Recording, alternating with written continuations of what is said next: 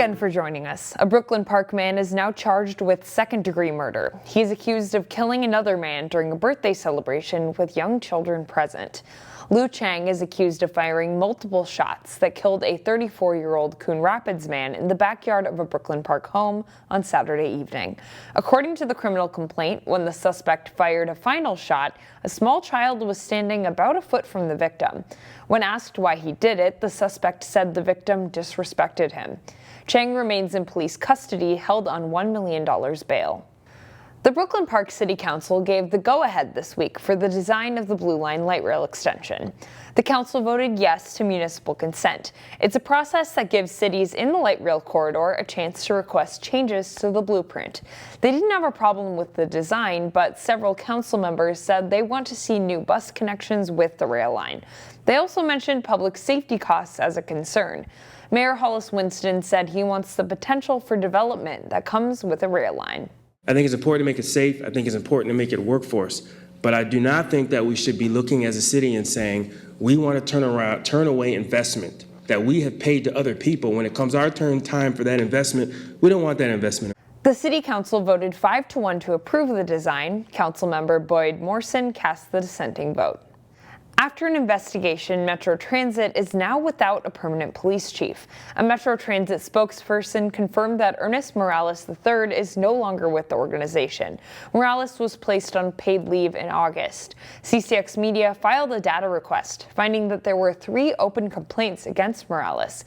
The organization also had an open investigation into his conduct. He was hired in spring 2023.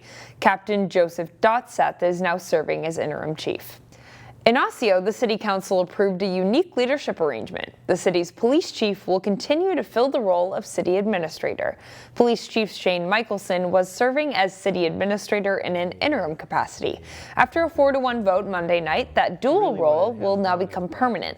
Under terms of the agreement, Michelson will spend 55% of his time as police chief and 45% as city administrator. The dual role seeks to save money. Councilmember John Hall, who voted no, raised conflict of interest concerns. How many of you grew up with Schwann's Home Delivery? The iconic Minnesota company, founded in 1952 and known for its frozen meals and ice cream, will soon be making its last deliveries. The company, which changed its name to Yelloh 2 years ago, announced it will shutter operations in November.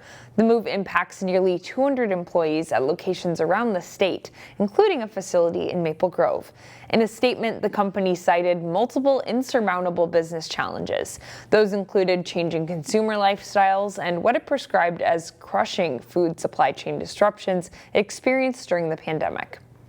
1 year after opening its doors, the City of Brooklyn Park's Small Business Center is seeing success. With small businesses being the backbone of our culture and our society, it's really critical that we are there to assist them in any way possible. That's Malcolm Hicks, Brooklyn Park's Business Development Coordinator. This space has 60 offices and retail spaces, and most of them are filled up. It's a wide range. A gym takes up one of the co-working spaces, while some other spaces function as conference rooms. Hicks says 100% of the retail spots are occupied, and 85% of the office spaces are filled. My main goal is continued growth for the center, making sure our business owners are prosperous and acquiring generational wealth for their families. Things are always evolving at the Small Business Center, and Hicks says that's a great thing. You can learn more about the space online. We'll share a link at ccxmedia.org. Traveling to other countries is a great way to experience new cultures and ways of life. A couple of Plymouth teens know that more than most. As Sarah Allen reports, despite their young age, they've already traveled to more than 30 countries and now have a book about it.